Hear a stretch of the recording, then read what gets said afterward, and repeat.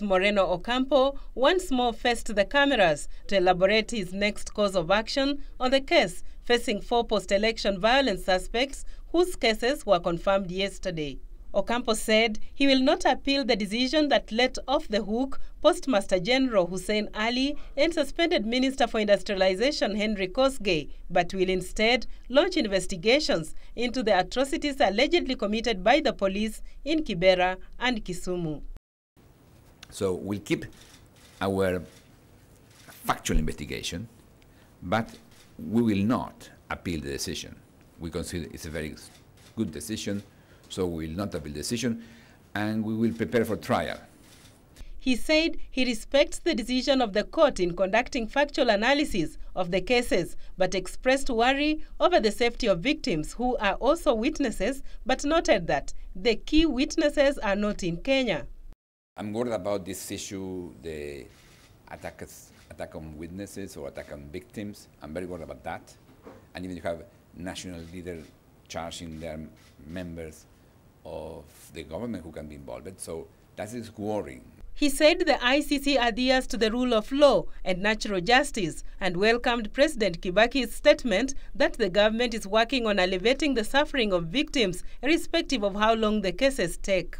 Ocampo said he had achieved his objective and has made Kenya an example of how well to manage conflict, as shown in the leadership by the coalition government, and hoped the Kenyan example will be replicated to other regions of the world as the 21st century model on how to manage conflict. But Kenya will show how the world can manage a conflict differently. You know, in the past, the world want to invade the countries to clarify issues. In Kenya, was no invasion, was the same authority, the same government. First they made a coalition, and then they managed, and they work with us. And that is, for me, a new standard. I would love to have the same situation in Sudan, in Darfur. This is showing a different path, a 21st century model. That's why Kenya is showing a 21st century model to manage conflicts. Judith Akolo, the news at 9. The government appears set to stick to its concerns related to the admissibility of the cases initially facing 6 Kenyans at the International Criminal Court. In lieu of this, the State Law Office has constituted a team of legal experts, both local and international, to help Kenya explore the possibility of having its concerns adhered to by the ICC. The Kenya government has put together a team of eminent legal practitioners, both international and local, to continue advising the government on the options available to the government and the manner in which those options are to be pursued.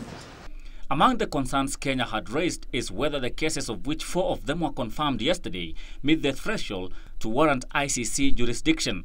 The issues remain alive in terms of the provisions of the Rome Statute, and the government of Kenya will be taking legal counsel on the question of whether those issues are to be pursued further or not. Although Kenya's admissibility challenge had been overruled by the Hague judges, Githu says Kenya will seek to actively engage the ICC in ensuring that the court finally deals with the cases strictly within the provisions of the Rome Statute. The Kenya government itself will also be engaging the court actively in order to ensure that this case proceeds strictly in accordance with the Rome Statute and other international law. The AG also says Kenya endeavors to set up a division of the High Court to exclusively look into criminal files of the character of international crimes, investigate and prosecute those who may have not been cited by the ICC prosecutor during his investigations. We'll be approaching the Honorable the Chief Justice, Chairman of the Judicial Service Commission, with a view to summoning an urgent meeting of the Judicial Service Commission of Kenya to discuss the possibility, the viability of setting up a division of the High Court to deal exclusively with offenses of an international criminal character. The AG will lead an agency comprising of the Director of CID, the Police Commissioner, the Director of Public Prosecution and the Director of the Witness Protection Agency to review the said cases. Kendagor Obadia for the News at 9. Surrounded by over 20 ODM legislators, his legal team and family members, the smile on Tinderet Member of Parliament, Henry Kosgey's face tells it all. He is happy to be off the ICC dragnet. I would like to state that I'm very pleased with the unanimous decision of the judges not to confirm my case.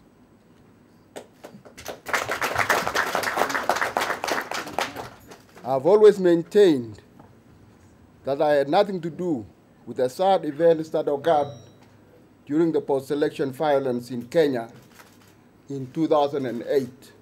Kosgey has been keeping a low profile, termed as saddening what happened in 2007, but expressed hope that justice will eventually be done to all those who bore the brunt of it all. I continue to deeply sympathize with the plight of post-election violence victims and IDPs throughout Kenya.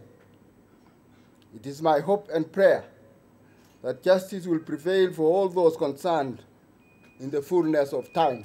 He also had kind words for the 4 out of 6 suspects whose charges were confirmed, saying like him, he has faith they will be vindicated. I wish to offer my support and encouragement to Honorable William Ruto, Honorable Uhuru Kenyatta, Ambassador Muthaura, and Mr. Joshua Arap Sang. My thoughts and prayers are with them. Meanwhile, the ODM Parliamentary Group Secretary Ababna Mwemba is calling on Kenyans to respect the decision by the head of state, who directed the Attorney General to form a legal team to assess yesterday's ruling by the ICC. Attorney General to execute his mandate in accordance with the Constitution. I think what Kenyans wants to see, 1, justice, 2, justice, 3, justice. That, I believe, is what every Kenyan wants to see. And whereas the civil society may be at liberty to make a myriad of calls regarding the ruling, Namwamba wants political undertones avoided, terming it a weighty issue that must be approached with caution. We, first of all, take in this whole mosaic, the totality of this whole matter, before we proceed to start demanding this action or the other. At the end of the day, whatever action is taken, the only condition is that it must be constitutional. The ruling continues to elicit mixed reactions.